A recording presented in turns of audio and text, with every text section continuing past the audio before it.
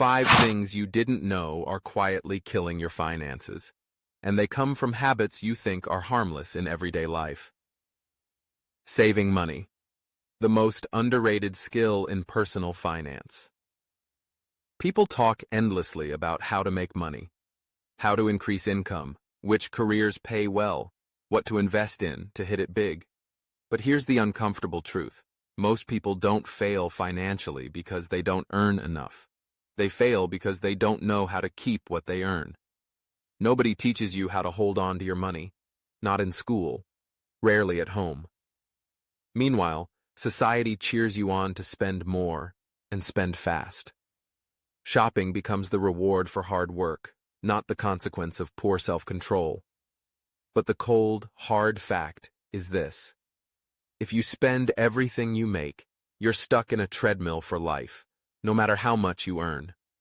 People are often surprised to hear about folks with average salaries who reach financial independence by age 40. No magic trick. No secret formula. They simply did what most people don't. Spend less than they earn, and repeat that for many years. Money management isn't sexy. It doesn't feel like you're getting rich quick. But it's the foundation you build everything else on. Without it, all the investing strategies in the world are like building castles on sand. Nice to look at, fun to talk about, and gone the moment the wind picks up. I've said it before. No amount of investing success can rescue someone who lacks self-control. And that's the truth. Doubling your wealth through investment is hard, but cutting your spending by 30% today? Entirely doable. And it gives you something far more powerful than money: time, freedom, and future flexibility. Managing money isn't about being cheap. It's about thinking long-term. It's the way you tell yourself, I respect what I worked hard to earn, so I won't let my money slip away for the wrong reasons. You may not become rich overnight, but if you learn how to keep your money, you gain flexibility, peace of mind, and the patience to wait for real opportunities. And that, in the long run, is the real wealth. Investment mindset. Don't let your money sit still. Smart people don't let their money sleep. Because money, like people, weakens when it's idle. Inflation doesn't need your permission to chip away at your purchasing power every single day. So the question isn't, should I invest? The real question is, what am I waiting for? Too many people think investing is only for the rich. They say, I only have a small amount saved. What difference can it make? But the truth is, if you're not rich, that's exactly why you can't afford to let your money sit still. Wealthy people can afford to make mistakes and bounce back. You? You have to make every dollar count. And that means learning how to make money work, even when you're sleeping. The problem is, most people have a distorted view of what investing means. They think it's about picking stocks, buying real estate, or trading like Wall Street pros. Sounds glamorous, but investing isn't about flashing charts or insider tips. At its core, investing means using today's money to create tomorrow's value. It can be as simple as putting money in a savings account with interest, or spending on a course that upgrades your skills. Even buying a book that changes your financial mindset, that's an investment. You don't need to know how to pick the top 5 stocks from the S&P 500, but you do need to understand this. Money that isn't earning is dying. Even $20 put into something that teaches you how to manage your finances is better than leaving it to disappear into impulse buys and empty habits. Like I've always said, invest in what you understand. And here's the first thing to understand. You can't work hard forever, but your money can. If you learn how to put it in the right place, leverage. Getting further without burning yourself out.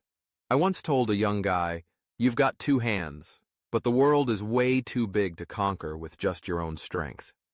If you want to go far, stop trying to do it all alone. That's what leverage is. It's not some fancy Wall Street trick.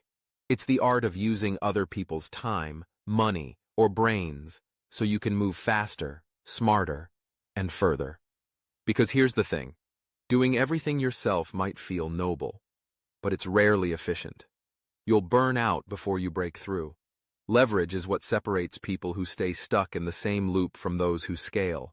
And it comes in many forms. Money. You don't always have to use your own. Businesses grow by using investors' capital. Real estate empires are built on mortgages. Time. You can spend 10 hours learning something, or hire someone who already mastered it in 5 years. Skill and intelligence. You don't need to know everything. You just need to know who does and how to work with them. But here's the catch. Leverage isn't about being lazy. It's about being strategic. It's saying, what's the smartest way to get this done without setting myself on fire? People get this wrong all the time. They think asking for help is weakness, or that borrowing means losing control. That mindset will keep you small. The truth? No one builds anything big alone. Whether it's a company, an investment portfolio, or even just a better life, at some point, you're going to need to plug into other people's strengths. The best investors I know don't try to outwork the market. They use the market. The best entrepreneurs don't do every task. They build teams. And the best thinkers? They read, they ask, they steal good ideas, then make them their own. So ask yourself, where are you trying to carry the full load when you could be building a lever? Risk. There's no such thing as a free lunch. One of the smartest questions I've ever heard came from an old Jewish investor. He said, "Before I ask how much I can make, I always ask, how much can I lose if this goes wrong?" That's risk thinking, and it's what most people skip over when chasing returns. They see potential upside and get excited, but they forget every reward has a price tag, and the cost is usually hidden under the surface. In finance, the goal isn't to be the best predictor in the room. It's to be the last one standing when the music stops.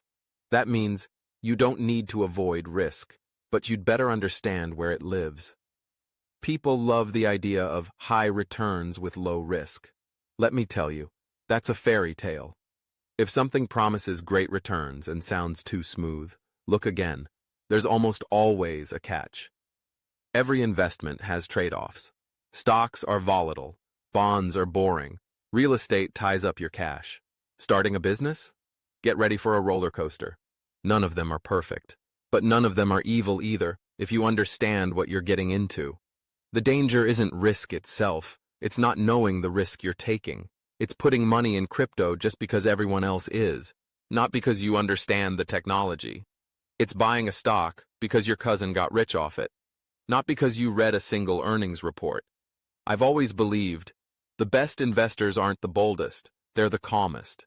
They don't panic when the market drops. Why? Because they already asked the hard question, what if I'm wrong? And they planned for it. Money and emotion. Your biggest enemy is you. I've lost money from being greedy, and I've missed great opportunities because I was afraid. Anyone who's spent long enough in the market knows the biggest threat to your financial life isn't out there. It's right between your ears. People like to think the market is driven by logic. Newsflash, it's driven by emotion, fear and greed, hope and panic, the urge to follow the crowd, or worse, prove you're smarter than it. I've seen it all. Smart people throwing their savings into hype stocks just because everyone's talking about it. Others selling everything after a bad headline, convinced it's the end of the world. And here's the painful truth. You can't beat the market if you can't first beat your own emotions. You can read every book, take every course, watch every chart, but if you don't learn how to stay calm when things swing, it's like building a castle on sand. Financial success is 20% knowledge, 80% behavior, and behavior is ruled by emotion. So let's name the usual suspects. Greed makes you chase returns that aren't real. Fear keeps you parked on the sidelines forever. Ego pushes you to prove a point, even when it costs you money. Envy? That one convinces you to copy someone else's strategy without knowing their story. All of them are silent money thieves. They don't steal in one night. They chip away at your decisions until your portfolio is full of regrets. I always say, the best investors aren't the ones who buy at the perfect time. They're the ones who stay in the game the longest. And to stay in the game, You have to stay level-headed. That means don't get too excited when things go up, and don't get too scared when they go down.